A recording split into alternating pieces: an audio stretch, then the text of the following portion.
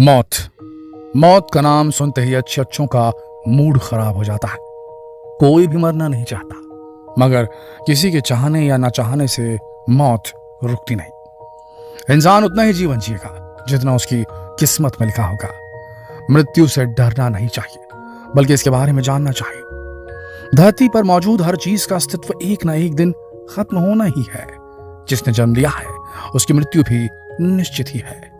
कहते हैं कि मृत्यु के बाद आत्मा कुछ दिनों तक अपने घर में ही रहती है, अपने परिजनों, अपने फैमिली वाले रिलेटिव्स के पास ही रहती है। या सच में आत्मा मृत्यु के बाद भी घर में मौजूद रहती है? और अगर रहती है तो कितने दिन तक रहती है? मृत्यु के बाद एक व्यक्ति की आत्मा के साथ क्या क्या होता है? चलिए आज इन सभी सवालों के जवाब हम हिंदू धर्म के हिसाब से देने की कोशिश करेंगे। ये जानने की कोशिश करेंगे कि क्या वाकई में मृत्यु के बाद जीवन होता, अगर होता है किस प्रकार का होता है? क्योंकि एक न एक दिन आपके साथ, हमारे साथ, हम सभी के साथ यही होना है। तो क्यों ना इसके बारे में थोड़ा जान लिया जाए।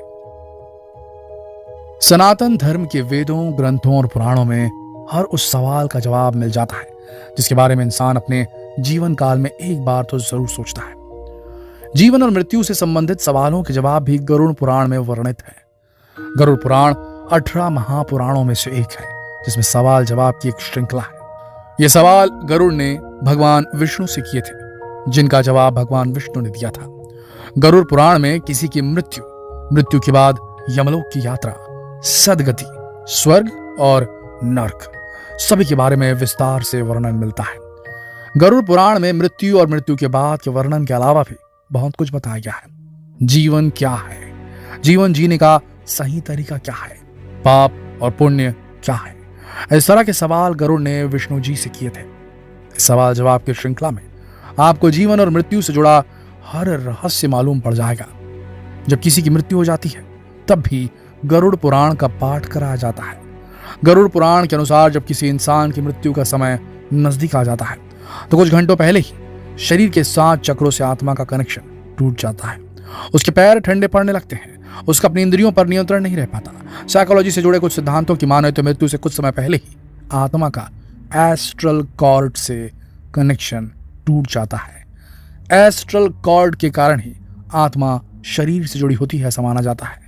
जिस तरह जन्म के पहले गर्भ में माता की गर्भनाल से ही भ्रूण जीवित रह पाता है और जन्म के समय जीवन जीने के लिए गर्भनाल को शरीर से अलग करना पड़ता है, उसी तरह जीवन भर शरीर और आत्मा भी एक एस्ट्रल कॉर्ड से जुड़े रहते हैं।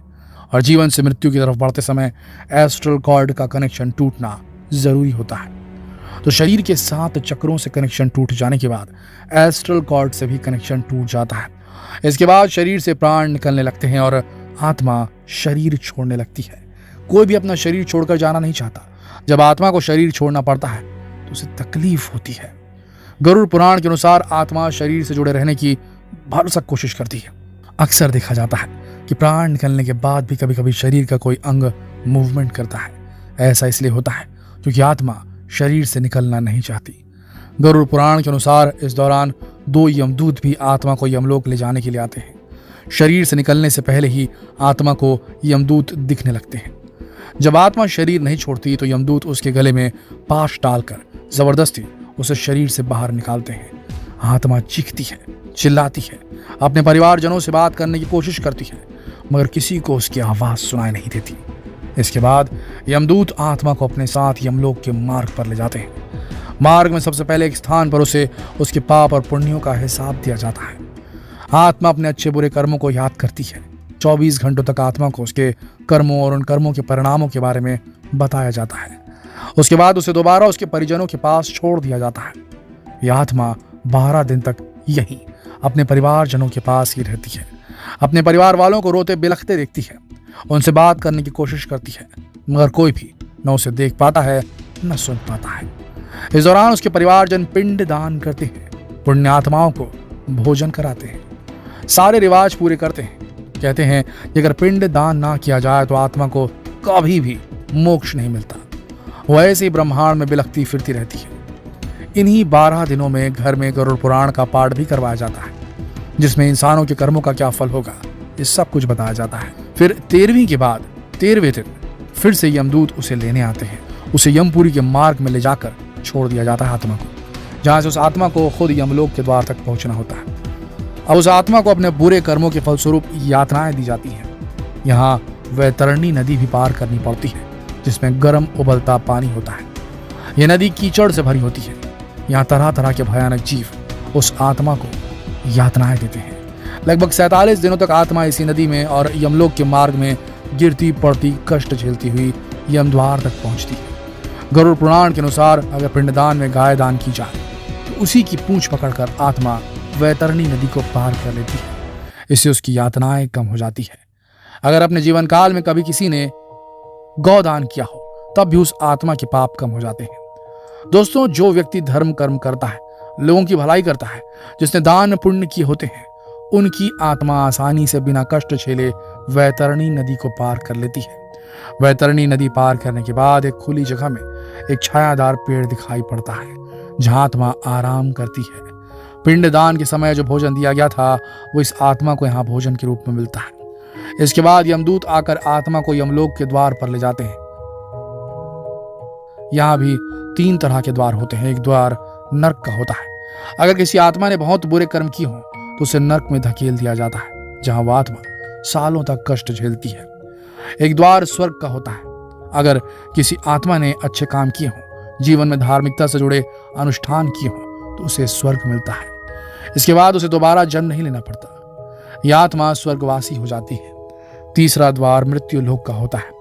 जिस आत्मा के पापों का हिसाब यमपुरी आने से पहले ही पूरा हो गया हो, मगर उसने कोई पुण्य न कमाए हो, तो उसे दोबारा से मृत्यु लोक में किसी शरीर या किसी दूसरे जीव के रूप में भेज दिया जाता है, यानी उसका पुनर्जन्म हो जाता है। दोस्तों, ये तो बात हुई गरुड़ पुराण की, सनातन धर्म की, हिंदू मान्यता और हिंदू सभ्यता की। लेकिन जो लोग विदेश में रहते हैं, उन्होंने भी एक थ्योरी बनाई है मृत्यु के बाद के जीवन की। और उनकी माने तो आत्मा को यमदूत लेने नहीं आते, बल्कि उसे कुछ समय तक यह एहसास भी नहीं होता कि उसने शरीर छोड़ दिया है। फिर उसे जब यकीन हो जाता है आत्मा को कि उसने शरीर छोड़ दिया है, तब वो अपने हर पसंदीदा जगह पर जाती है, आजादी महसूस करती है।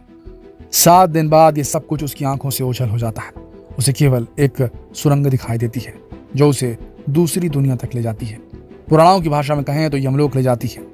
इस सुरंग में एक रोशनी उसे रास्ता दिखाती है। ये रोशनी बहुत तेज होती है। इसी रोशनी तक पहुंचने की कोशिश आत्मा करती है। इस दौरान उसके परिवारजन अपने अपने धर्म के अनुसार सारे अनुष्ठान पूरे करते हैं, दान पुण्य करते हैं, जिससे इस आत्मा को इस सुरंग पार करने में मदद मिलती है। अगर उसके परिवार वाले इन रिवाजों को ठीक से पूरा नहीं करते तो यह आत्मा इसी सुरंग में भटकती रहती है। जब आत्मा अपनी मंजिल तक पहुंच जाती है तो इस तेज रोशनी में उसे अपना पूरा जीवन दिखाई देता है। उसके जन्म से लेकर मृत्यु तक सब कुछ एक फ्लैशबैक की तरह दिखाई देता है, जिसे देखकर आत्मा को उन पापों के लिए पछतावा होता है जो उसने जीवन में किए होते हैं। उसके बाद उसके अगले जन्म का निर्णय होता है कि अगले जन्म में उसे कौन सा रूप मिलेगा, कैसा शरीर मिलेगा। ये सब कुछ उस आत्मा के कर्मों पर ही निर्भर करता है। दोस्तों, ये सभी बातें पुराणों और अलग अलग सिद्धांतों पर आधारित है। ये जानकारी हमने इंटरनेट से प्राप्त की है।